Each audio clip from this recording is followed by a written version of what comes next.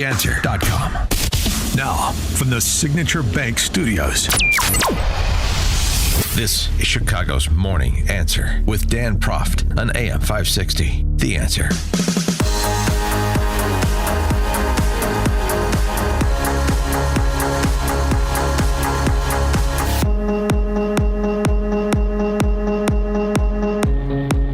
Top of the morning, Dan Proft here. Continuing our discussion on those indictments involving New York City Mafia families and NBA players. Because this is being politicized by folks in the entertainment business. Like apparently I just found out Soap Star slash ESPN commentator Stephen A. Smith, who said this on his podcast. I talk to everybody because I want to hear the information. And when this came down the pike, that's what I was told. He's coming. It was an abuse of power in his eyes, Stephen. And he's remembering everybody. I find it disgusting. I find it heinous. I find it inexcusable and beneath the office of the presidency and our politics and everything in between. And I'm fully aware that this was being negotiated, or I'm not negotiated, but investigated over the last couple of years. I got that. But it happening now and the manner in which it's going down to the point where the FBI director is in attendance, that's pomp and circumstance, ladies and gentlemen. That's flexing. That's sending a message that this is just the tip of the iceberg. That's telling you they got more coming down the pike and that they have no intention of stopping.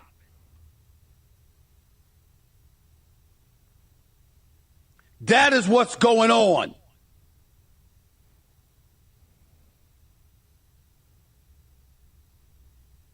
And folks got to buckle up. And scene. Wonderful, Stephen A. Smith. Another episode of General Hospital in the can. For more on this, please be joined by Thomas Baker, retired FBI special agent and legal attaché, author of The Fall of the FBI, How a Once Great Agency Became a Threat to Democracy. Thomas Baker, thanks for joining us. Appreciate it. Good to be with you, Dan.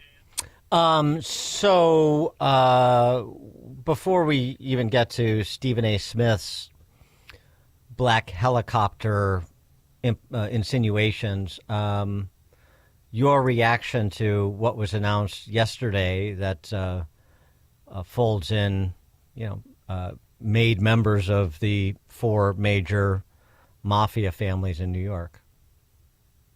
Well, bottom line, I felt very proud and happy about it. It's a good thing. It's the FBI investigation. It means the FBI is back in business. Sports gambling, illegal sports gambling, was a big thing for the FBI back in the 90s and earlier even, because illegal sports gambling was a tremendous source of income for the mob, and it was a way of getting at the mob by getting at illegal sports gambling. And I say sports gambling, I'm including horse racing as well as organized team sports. And the role of informants was very well. But two things happened. One, which I get into quite a bit in my book, was September 11th and the shift of resources and culture within the FBI away from criminal investigations and towards what's called broadly national security investigations, counterterrorism, domestic terrorism, and related matters. And then 7 years ago, you had a Supreme Court decision that will be debated, especially now, which essentially limited federal and state, for that matter, investigations of illegal gambling or gambling in general, and essentially legalized sports gambling across the country. And now it's in 38 states and about to be 39 states. And of course, with your cell phone and with your telephone and your computer terminal, people can bet on sports from anywhere, just about any way they want to. So that's opened the door. But I'm happy to see the FBI back in the game. You have to be in this game and involved in it in organized crime investigations and illegal sports gambling, because you need to develop informants. Informants are key in all this, and I have no doubt that there were a lot of informants involved in this. But if you step back from it, you lose contact with that community. Well, right. Part of the surprising aspect of this, one is obviously the stupidity of the NBA players. These guys are making lots of money. I don't know why they would get in bed with a mob, but the other piece of that is the mob. And like, I thought these crime families were pretty much out of business. The combination of federal prosecutions and, as you were just describing, the government taking over all their rackets and crowding them out.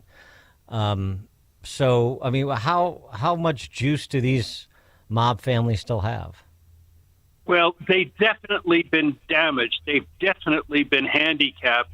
A series of investigations, going over 2 and 3 decades now, have put rows and rows and repeating generations of mob leadership in prison, out of business, and the RICO Act and other things, and a lot of the activity of the prior to 7 years ago, and earlier, the specific federal legislation against illegal sports gambling, interstate transportation of wire information, etc., put a dent in all of this. But they still exist. The 5 families in New York still exist. They're still a source of, and they're still very tight with illegal gambling. Basketball, in particular, has been a perennial problem. It's so easy to fix. To point shade, there's been repetitious scandals over the, and it's not just with the players. The refs in basketball have been a subject of investigation in the past. Well, sure, yeah, right. So that continues, and a couple of the people who were actually arrested and charged in these 2 indictments actually were players back in the 90s. And I think we can all suspect that maybe they were involved or rubbing shoulders with these same people back then. Per Stephen A. Smith's carrying on with his everything is preposterous and egregious, beneath the dignity of the office of the presidency or some such thing. I don't really understand how, but he points to the fact that there was a big show of force made with Kash Patel at the press conference and a phalanx of FBI and DOJ personnel. But the point was, if this was just NBA players point shaving of their own volition, probably doesn't get the same attention. It was because those mob families were involved. That's why they made the show of force. Well, yes, you're exactly right, and it is a big deal, and it is a big case. I mean, you arrest 30 or 40 people in a half a dozen different states. There was involvement by the New York City Police Department, as usual, with the FBI in this, and it involved at least 3 mob families were identified. It is a big deal, and there's millions of dollars were involved just in these 2 cases. So I think it was worthy of the press conference and worthy of the director's participation, without a doubt. And as I say, it's a good thing. I'm glad to see the FBI's back in business and back in this particular business. This is something I personally did a lot of, many years ago. And being involved, that's my point I was trying to make with informants. Being involved in that community, the sports betting community, it gives you an opportunity to develop informants, as they call them now, confidential human sources. And when you do that, you come upon other crime. Even it's inferred in just a little bit I've read about yesterday's announcement, it's inferred this leads to loan sharking, extortionate credit transactions, and all kinds of other crimes come to light when you're looking at this. Right. I mean, sports betting that led to rigging these poker games that leads to people getting on the wrong side and maybe not being able to pay up, and then all these other sorts of ills that you're talking about. But I wonder, ostensibly you're going to have, if this goes to trial, you're going to have some of the people that were the quote unquote fish that were the marks for these rigged games testify.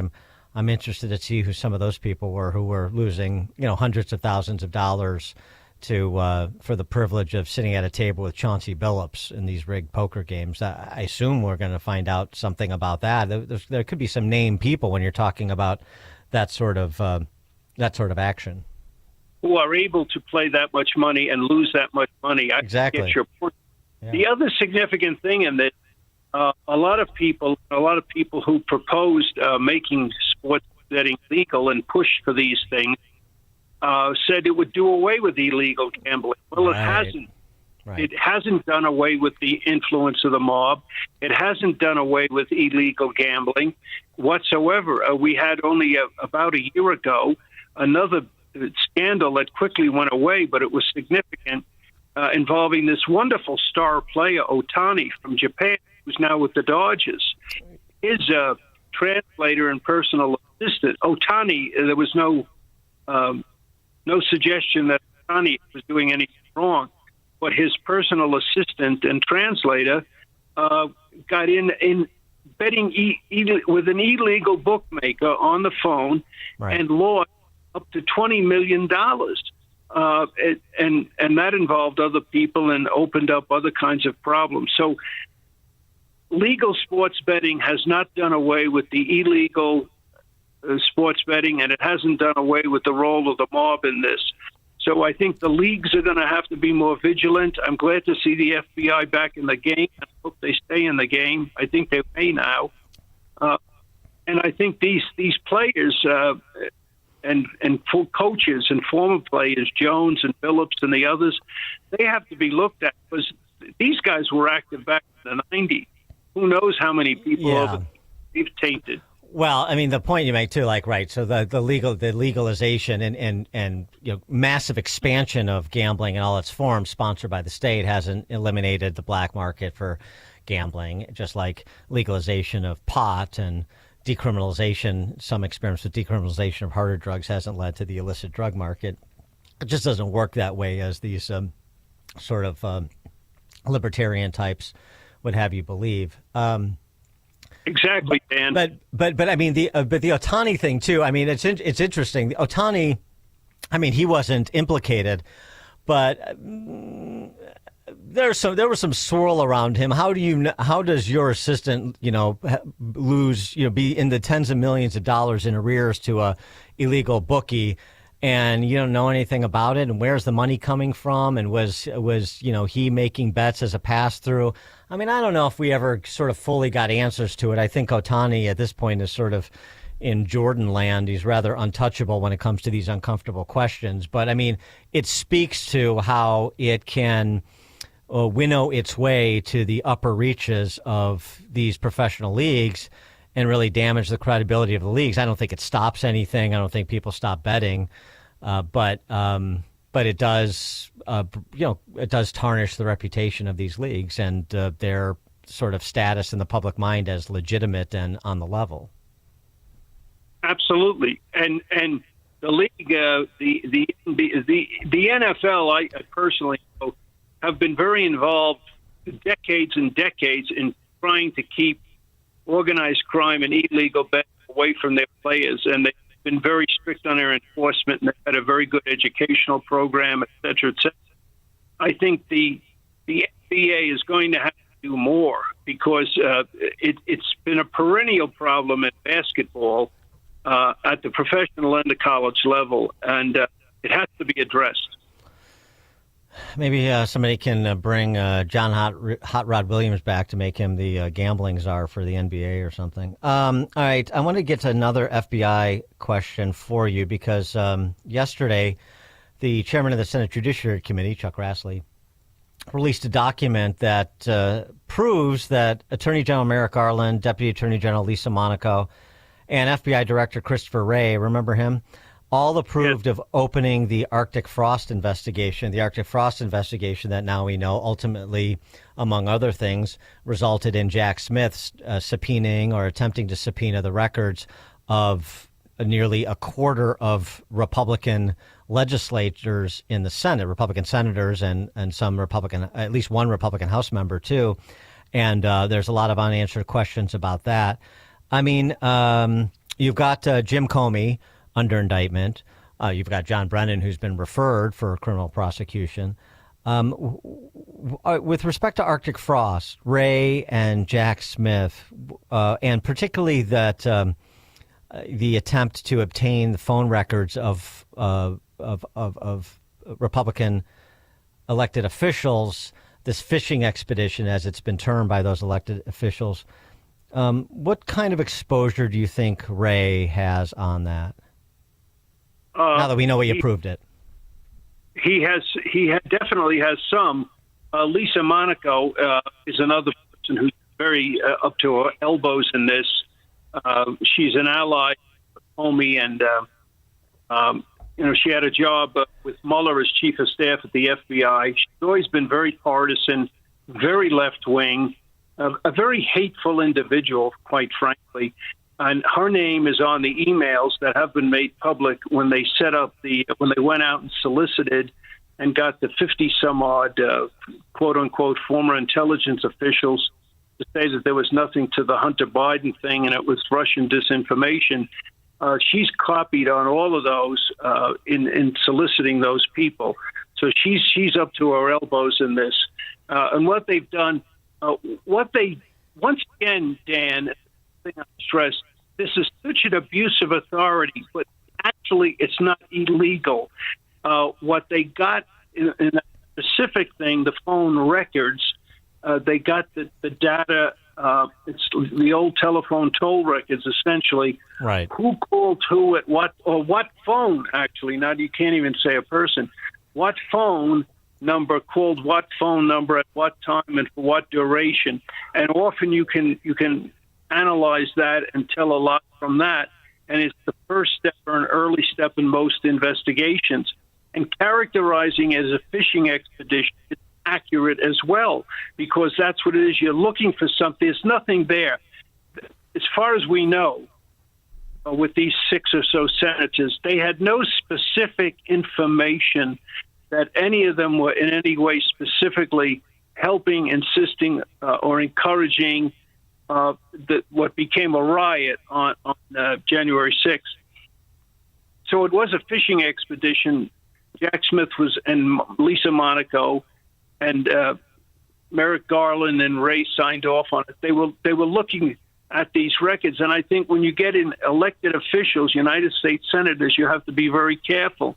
They really had very little reason to do it. It was not illegal. It would have been illegal if they went to the next step and tapped their phones without a warrant. What they were doing there were fishing for business records. So it's what I characterize as an abuse of authority, a significant abuse of authority. And they were only looking for people who were members of one particular political party, of our two major parties. Well, I'll tell you what. Yeah. Well, right. Well, I'll tell you what. I mean, yes, that's true. That's what we know so far. But we didn't even know that until 2 weeks ago. So who knows what else we don't know. And I would like to see Ray and Monaco and Garland subpoenaed to testify before congressional committees, and take the full public skewering and interrogation as to what else was going on, and let them explain the bases for green lighting these sorts of activities, and let them respond to assertions about the precedent it sets and so forth. I'd like to see that. Yes, and what we need internally in the DOJ and the FBI, not just firing individual people. What we need is a change in the culture and a change in the policy, so that kind of promiscuous investigations of public officials do not take place without sufficient cause. Thomas Baker, retired FBI. Has to change for that. Thomas Baker, retired FBI special agent and legal attaché, author of The Fall of the FBI: How a Once Great Agency Became a Threat to Democracy. Thomas Baker, thanks as always for joining us. Appreciate it. Thank you, Dan. Thank you very much. Thank you. And he joined us on the Turnkey.Pro answer line. This is the morning show more Chicago radio listeners are choosing. This is Chicago's Morning Answer on AM 560. The Answer. This month, Pure Talk is supporting Canines for Warriors.